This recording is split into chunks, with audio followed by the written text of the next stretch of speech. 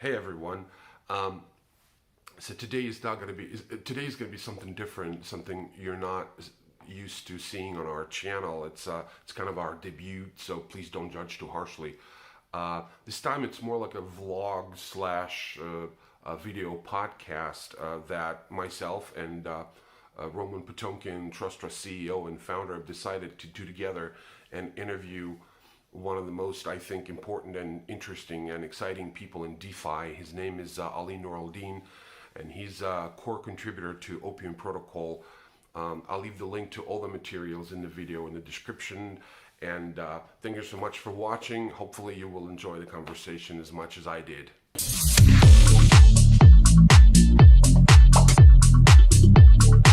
Okay, so thank you so much for gathering here, gentlemen. This is a real treat. And for those out there who's listening, hello, Internet, hello, TRASTRA fans. You probably recognize the face of our own Roman Potemkin, the CEO of TRASTRA. And we have with us today the brains behind the operation, the Opium Protocol, Ali Nuraldin. Actually, I wanted to ask you, is it the, what's the correct way to pronounce it? Is it Nuraldin?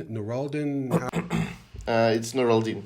Yeah. Nuraldin. All right. Well, thank you so much for being here, gentlemen. If you don't mind, I'm going to dive right into the deep end of the pool. So the Chainlink report, it's showing the 25% increase in the crypto activity in Europe. But what's really interesting about it is that it's showing a lot of institutional activity with DeFi and Chainlink. I'm actually going to quote. They say that it's the reason for that is the influx of institutional investment signaled by large transactions. Where did that influx come from? What are those transactions? Why so much institutional interest to something that passes itself as a decentralized and completely free form of free roaming financial activity on the internet? Ali, if you would, you start us off.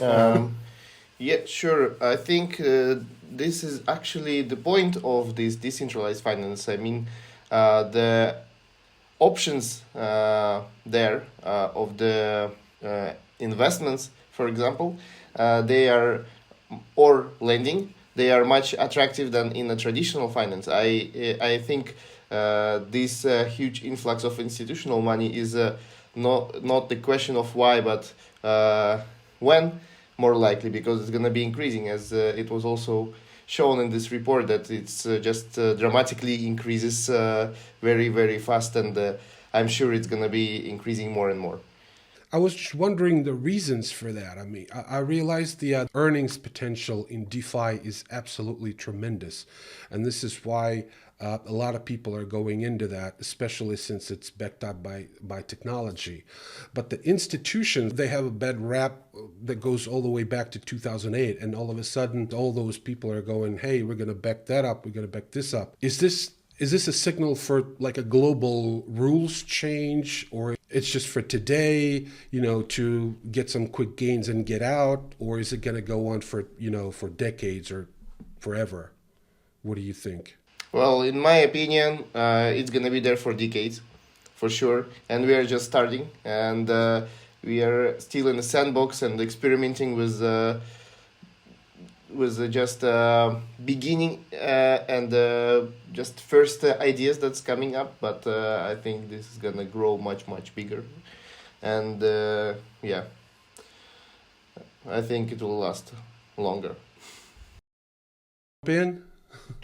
Yes, sure. So every time I'm look at it very typical small investors. So what they can get from this, how to start, and what we can explain them in a very, very simple way. So how to enter this market. Yeah, this is actually it's a great point, because I'm looking at Opium's website, and I think it's a great win for Opium, because the website's set up for people who really want to get into the whole derivatives trading, and they do have a lot of experience in some experience in the financial sector. But this DeFi thing for them is completely brand new. So the whole website's set up in the way to explain to novices in DeFi how to do DeFi the right way, and kudos for that. Let me ask you, I've noticed there are two language versions on your website, English and Chinese. So, I have to ask the infamous ban. How are you guys going to handle that? Obviously, since you only have two language versions set up on your website, China is a huge bet for Opium. Is it gone forever, or are you still there? Well, the Chinese language was added before the ban. So, and the reason of that was that basically the vast majority of the community could be separated by the English spoken and Chinese spoken people. So these are main two languages that you must have, I think, and the rest are like quite smaller communities, and most of them can handle English. So, and regarding the ban itself, we don't have any plans or special activities around that for now. I think this is of course bad for the institutional players because they won't be able to participate due to law restrictions. But the point of decentralized finance is to be open and unstoppable. So I think people who will want to use it, they are gonna use it, and there is nothing that can stop them, technically at least. I wanted to ask you, you have, I already mentioned that you have a great website, and I just wanted to go over a few things that I think need some unpacking. I'm a huge believer in social proof, and I think you guys have it realized perfectly on your website. And I'm going to quote you something from one blog. These guys say that the potential to trustlessly create, trade, and settle any derivatives market imaginable is a mind-blowing use case for DeFi. So, and basically they just go on, giving kudos to Opium. But I do need, and I'm sure our viewers will also need some unpacking here. Why the need for the derivatives market at all?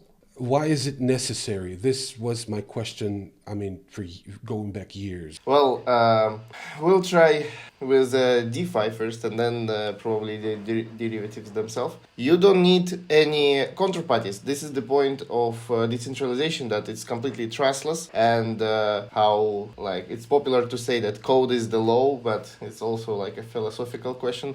But there is a code which we can assume never fails and always works as a charm, and it allows you to basically participate in the games where you don't need to trust anyone, because you trust the execution environment, you trust the code, and you know that everyone is gonna play by rules. And this is the point of decentralized finance, because you can mitigate huge amount of intermediaries that usually make the financial processes longer or more expensive. So this is the point of decentralized finance itself. And regarding the derivatives, this is a very, very important financial instrument actually in the traditional finance and at all, because first of all, it's just for the information, the capitalization of the derivative market in traditional finance is hundreds times much bigger than the capitalization of the assets themselves. And why so? Because you don't need to have the underlying asset. You can create deals on just some other information, you can create deals on the oil price, for example, and you don't even need the oil for that. So you can create basically infinite the market with infinite potential in terms of liquidity, because you actually don't need any underlying asset in order for that. Yeah, well, this depends of course on the types of derivatives, but you get the idea. So basically you can make a bet or something on top of some information, and information is the source of. I guess this is the difference between decentralized finance today and in ancient Greece. Precisely. This is precisely my point. Thank you so much for making it for me.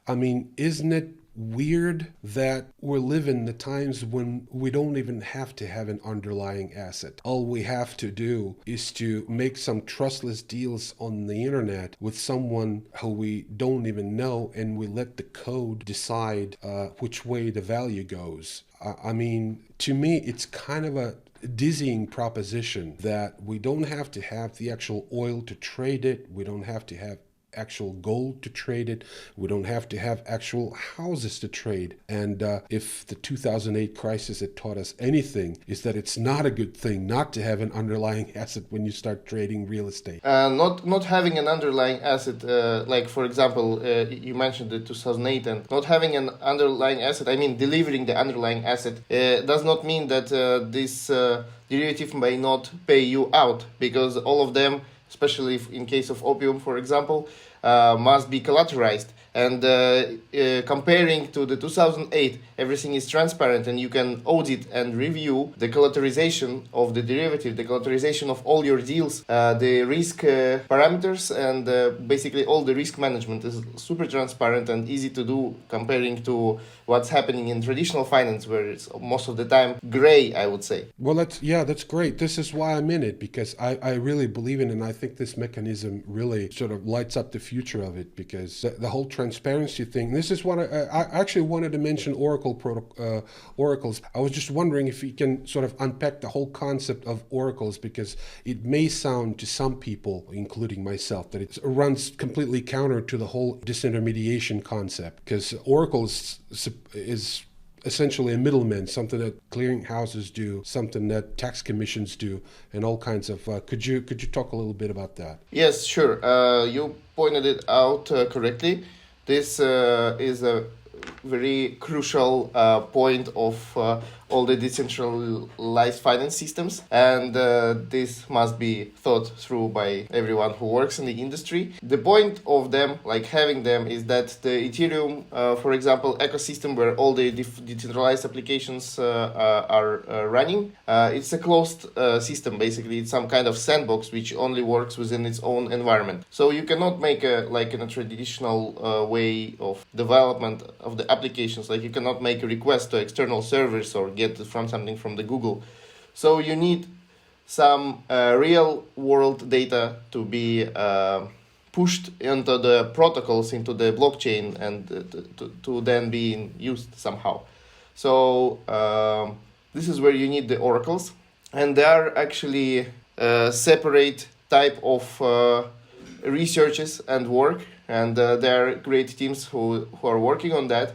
And in general, oracles just divide by being completely decentralized, centralized, and partially decentralized. I mean, some kind of game theoretical methods are used in order to verify the data or provide the security for them. So there might be fully decentralized oracles that are like 100% secure, I would say, in terms of usage, and you can consider them as trustless as anything else. If you read some data from the events that's happening on-chain, that's happening on the blockchain, like if you read the prices of the trading pairs on some decentralized exchanges, this is a clearly 100% secure data to use. And there are systems that have game theoretical incentive mechanisms in order to provide this third-party data to blockchain, like Chainlink, for example.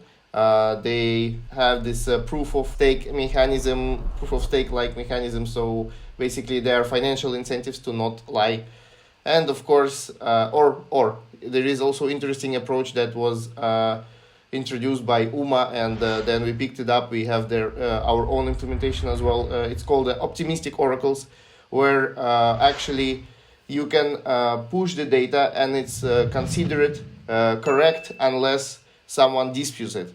So if someone disputes it, then you have the escalation game and the voting and so on.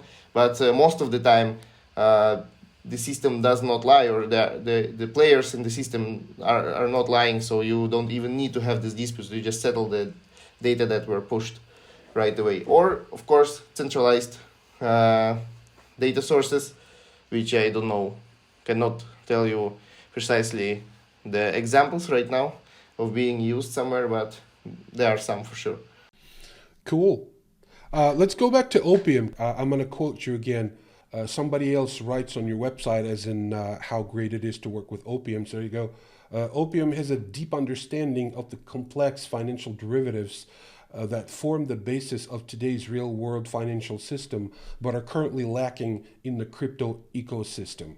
Furthermore, they understand the DeFi angles, appeal, and marketing required for those products, etc. So gas options, which allow professional traders and yield farmers to lock their gas costs. So that's something that I really love for you to explain. How does that work? Because a lot of people are complaining the gas costs on Ethereum are just skyrocketing. Yeah, we were experimenting with this idea a year ago, I think, when the gas issues started to appear in this cycle of Ethereum popularity, I would say. Yes, that's one of the main points of the derivatives to hedge. They allow you to hedge yourself against some fluctuations of the prices, like go down or going up. And the gas price on the Ethereum or any other network is actually a good example for retail users, retail people who may want to use this kind of hedging mechanisms, even though they're not institutional players or super traders, super derivative traders. So what these gas options allowed you is to basically hedge the price, to fix the price of the gas for yourself on the particular period of time and particular amount of transactions. So if you think that the gas price, for example, will go up, and you need to make sure that you're not gonna spend more money than you expected, so you want to fix your potential downside, for example, then you can just simply buy a call option on a gas price, and then if the gas price will go up and will go above the strike price in your call option, then the difference between the real strike price and the strike price that you fixed for yourself will be paid you out back. So basically it will cover all your losses that you did not expect to have. So this is one of the examples, how this may be used. That's great. I also wanted to ask you the same thing from the same paragraph about the insurance contracts on Tether's USDT. I don't know, you may or may not know that we've recently added USDT to our roster, of which we're immensely proud. But I wanted to ask you about this particular point about Tether's USDT insurance contracts. How does that work? This is a very interesting product, actually. This is what we launched in January this year alongside with our new platform, our best so far platform. And basically how it works, we have a pool of people who stake their stable coins like USDC, for example, and they are willing to earn yield on their investments. And they just take it into one pool, so there is a pool of money. And then there is another group of people who wants to hedge against the USDT collapse, for example, or any other reasons to buy the USDT insurance. So they come to the pool, they pay the premium, for example, 1% or 7%. And they got this insurance, and the money in the pool are locked basically as a collateral to provide the insurance payout in case of the insurance event. So insurance event never happened so far. USDT is still alive, still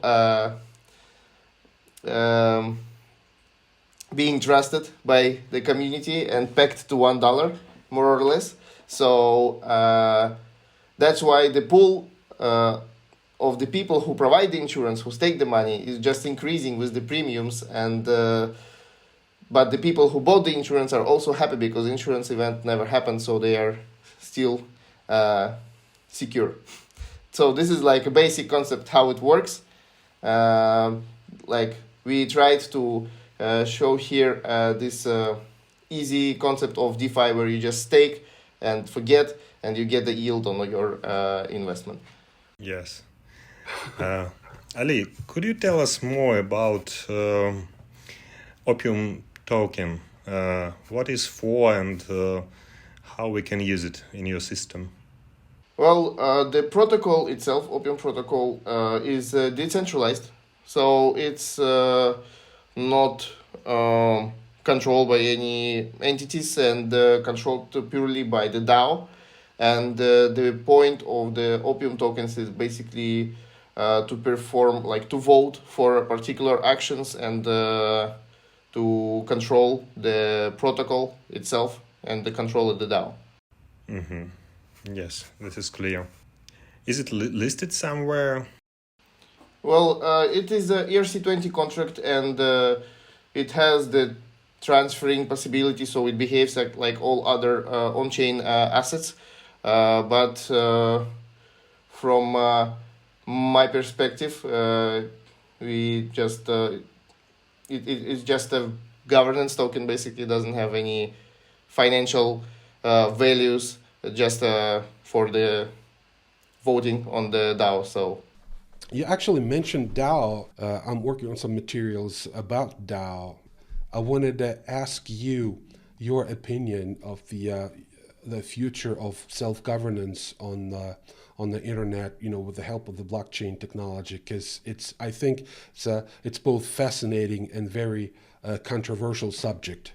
If you have an opinion on that, I'd welcome it with open arms. Roman, that goes for you too. well, when I first learned about DAOs, I was I don't know, on the seventh heaven. I was just it just blew my mind, and I thought, like, is it possible at all? Like, and then I started to build one and work in one, and I definitely think that this is a great thing, but as the whole ecosystem, it's in very early infancy state of it, because so far we were considering that the voting mechanism based on tokens is something that you trusted and reliable, but actually this creates many problems like oligarchy or voting manipulation and so on. So we have to think and work more about on that, but I think there is a chance that it may become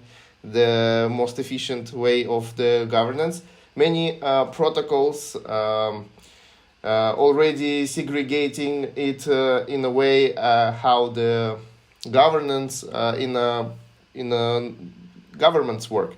Basically, protocols like MakerDAO, for example, they separate everything on the controlling units. So basically, each it's like departments or ministries in the governments, and they are responsible for their own parts. And this is actually really nice to see how it's being developed. But there are also, of course, cons of the DAOs. For example, what happened with the Compound, that they are lately they are distributing right now, I think till now, $160 million in comp tokens as a rewards, and it only happened due to the errors in the smart contracts, which they cannot fix because of the DAO processes, because they need to wait for 2 weeks. And this is like other side of the coin. I'm sure that this might be like thought through beforehand. Like, you can have some kind of guardian mechanisms where you can like easily stop or pause something in these conditions. But yeah, I think it's still in its early infancy state, and we'll see more and more progress in this field. As for me, I'm also inspired by this idea, and I believe that quantity will improve quality. And currently, a great amount of intellectual capital is constantly improving these processes. And I believe a couple of months, years, or maybe some a little bit more time we need to see good use cases, good examples, and definitely the idea is amazing. To me, I think the major obstacle which will no doubt be overcome at some point. But right now, the major obstacle is actually intellectual law that presents huge problems to people who are developing, collectively, transparently and independently of any centralized authority. They're developing intellectual property, and the right for that intellectual property, I think, in the format of DAO, is impossible to share. It's just impossible. I mean, there are some people that participate more actively. Some people are sort of laying back and, waiting for the token to kick in and start earning, fast, quick gains and fast returns. And some people are actual intellectuals that are, plugging along, and at some point they're coming up with all kinds of really useful, interesting software, or some, pieces of art that are trading for millions of ether. And then what? At some point, you're going to get struck by the circumstance that some people are more energetic and smart. Some people are more laid back. Some people live in Central Africa, and some people live closer to Antarctica or in South America, where they have limited access to the internet. Still, DAO, let's go back to that and what actually Opium does to promote DeFi in terms of regular individuals with relative knowledge of the space and some experience with cryptocurrencies and blockchain. What do you say to those people? Well, this is actually what we were trying to do for all the time we are here, we are working. We tried to make it as easy as possible, as much understandable as possible, and I think the other projects made other projects with the simple ideas like token swaps or lending, they are making it quite well, and we tried to learn from them as well, because derivatives are much more complex, and we tried to experiment how to basically show it to the people that you described who never traded and who doesn't have professional knowledge about it. And that's why we came into this concept of staking, because they just need to understand what they are putting their money at, which risk, but they don't need to choose anything, because the DAO chooses the parameters, for example, on for how much are we gonna sell these type of derivatives, what are the strike prices, and so on, and they can leave it on the system, basically. So they just put their money in and they leave it on a system, and the system is governed by the governance. And for those people who will want to dive deeper into how it works under the hood, there is also possibility to participate in this type of governance and to change the parameters, for example, how this will gonna work, and so on. But yes, initially we started, for example, with a project called Opium Exchange. I think it's now been frozen temporarily, but it was we tried to build a Bloomberg screen actually for trading the derivatives, and sometimes even us were getting lost in it, because it's super functional and big, and it was definitely built too early before the market can handle it. So now it's just laying on the shelf and waiting its time. But yeah, we tried to come up with this simplicity. Cool. You've probably noticed that I'm playing a bit of a devil's advocate here. So to create drama, I'm going back to the other side, and I'm asking you if there is a way that this marvelous technology can be used for evil. I mean, if Charles Ponzi, 120 years ago, if someone would come up to him and say, "Hey, listen, we've got a great tech for you to, transfer data even faster and include more people in your network," and Charles Ponzi would go, "Great, awesome, let's bring it on." So.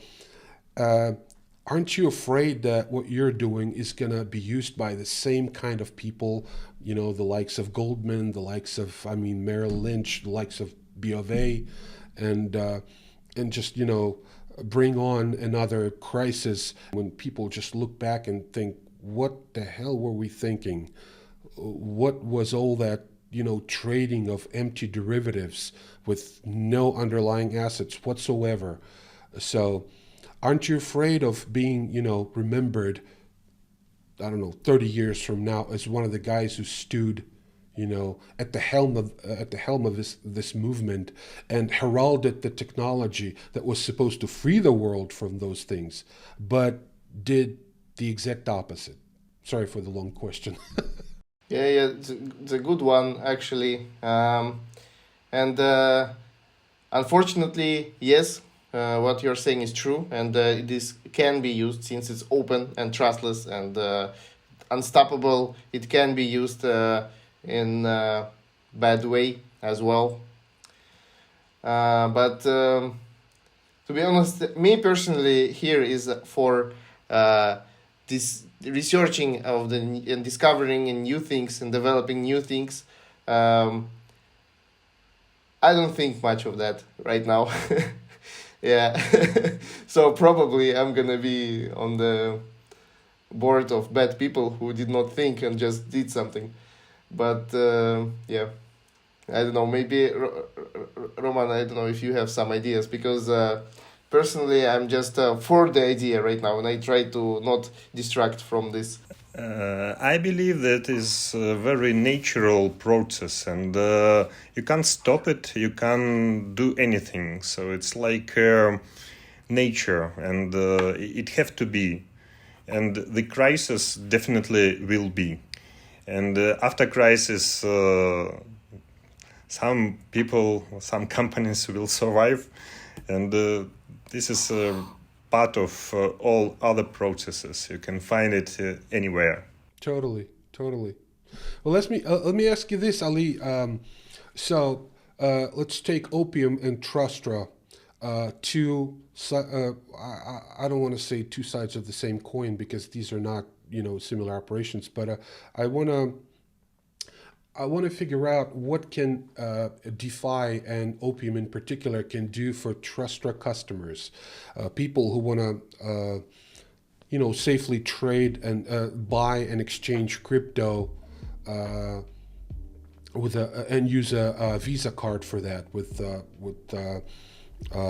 attached IBAN and SEPA functionality to it. So it's basically a very free roaming way of doing crypto these days.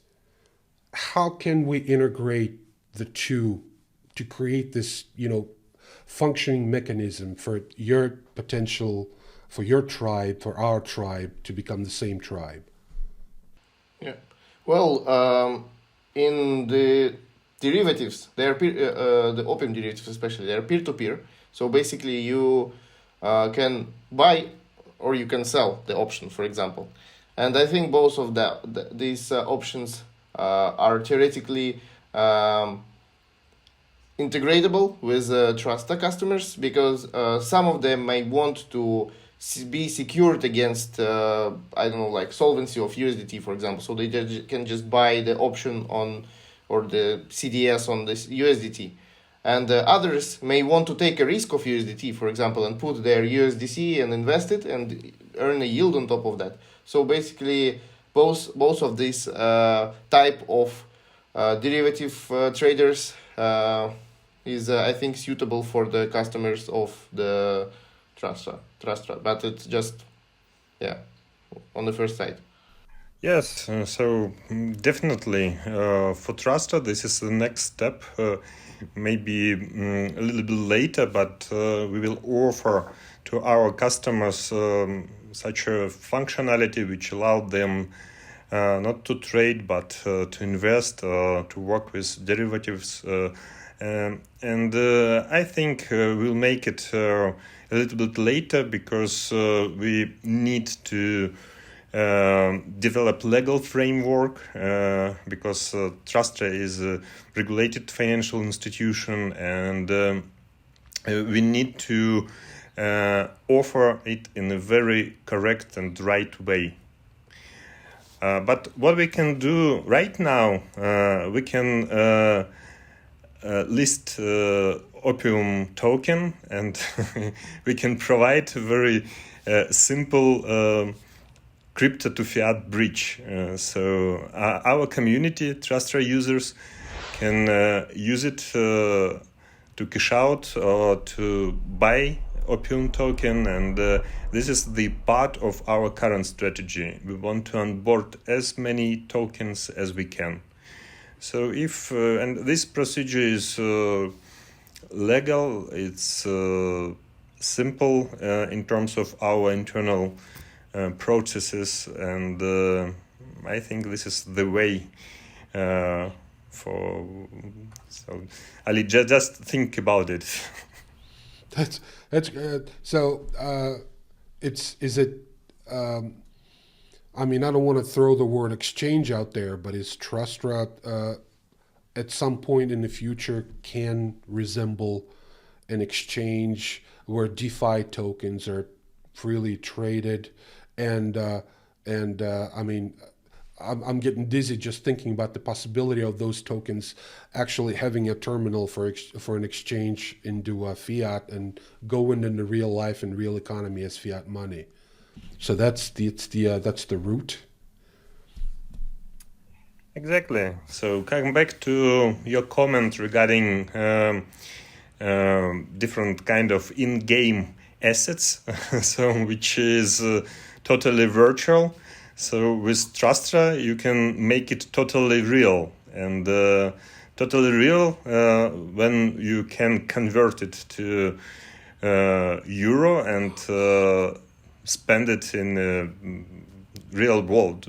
So with Visa cards, you can buy even coffee in a coffee shop with these tokens, and this is the idea for us for the future development. And I believe that based on TRASTRA expertise in digital banking development, based on TRASTRA expertise in fintech, we can offer really good service for digital assets, and we are very close to DeFi industry at all. Ali, I wanted to ask you this. The whole, I mean, it really is. It's kind of great if everything works out like Roman says. It's so exciting, and what you do is create the possibility for people to invest in derivatives that can actually materialize as real medium of exchange with the help of the TRASTRA platform. Am I understanding this correctly? Yes, I think so. Wow. Let me ask you that.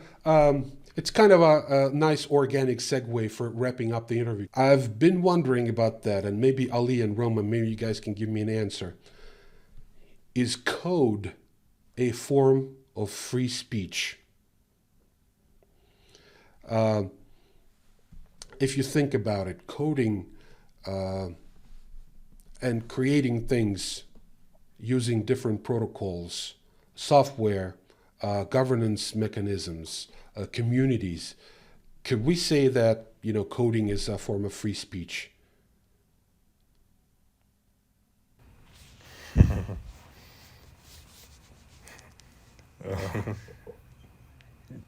Yes, Ali, go ahead. In a way, I understand it, I think it is. The reason I'm asking is that free speech can be stomped on, can be slowed down, can be limited by the same counter mechanisms that I've mentioned before. If somebody who's exercising the right for free speech is creating a certain software that Facebook or Amazon does not want to be released, they have, mechanisms to slow it down. So I guess the question is whether or not we can use the same, ACLU mechanisms to protect our right to code and create as we would in our civic lives. You see what I'm saying? That's actually my question. Well, I think the coding, something that works in the decentralized environment, is definitely a form of free speech, because depends on the decentralized environment, of course, but most of the times you just run it, and it's there, and no one can do anything with it, and everyone uses it, and that's it. And in centralized environments, I don't think, like, it's still possible, but you need to put a lot of effort into that to let it run, and being unstoppable and being accessible from everywhere, and it's a completely different thing, I think. But yeah. Roman, what do you think? I believe that this way of explanation your ideas, yes, your will, it's definitely the way for future, and I think that the coding process and this technology will give us the difference between ancient time and current situation. So, and this difference in cost-effective and speed and cost-effective. So, I think these two things very important. Roman, you had a question, about the Opium NFT platform. Yes, Ali. I heard something about Opium NFT collection. So, what is it, and what are your plans about NFT? Well, this is our way to basically identify people by, like, proof of some action. So proof of attendance or proof of doing something good for the community. Like we distributed NFTs for the active members of our community, or there was an example that we were asking the community of Bancor to vote on a proposal, and as a reward, basically, but regardless of their vote, yes or no, they, just for participation in this voting, we promised them to receive, like, particular NFT, which basically proves that they were participating in voting. So these kind of things help you to gamify the process of governance, and then you can utilize these NFTs as access to additional features. For example, like, you have beta testing of a feature, and you can call all the active community members to participate there, so only them are gonna have access to it, and you can collect their feedback and then make it public. So these are the main points, the main reasons behind it. With that, thank you so much. I'm going to wrap this up right now. Ali, thank you so much for taking the time. I do appreciate it. And Roman, thank you for inviting. A huge pleasure. Thank you so much. All right. Thank you, Anton, for good questions. And Ali, thank you so much for your time. For being here. For accepting our invitation. Thank you for the invitation. Absolutely. I'll talk to you all soon. Later. Okay. Bye-bye. Bye.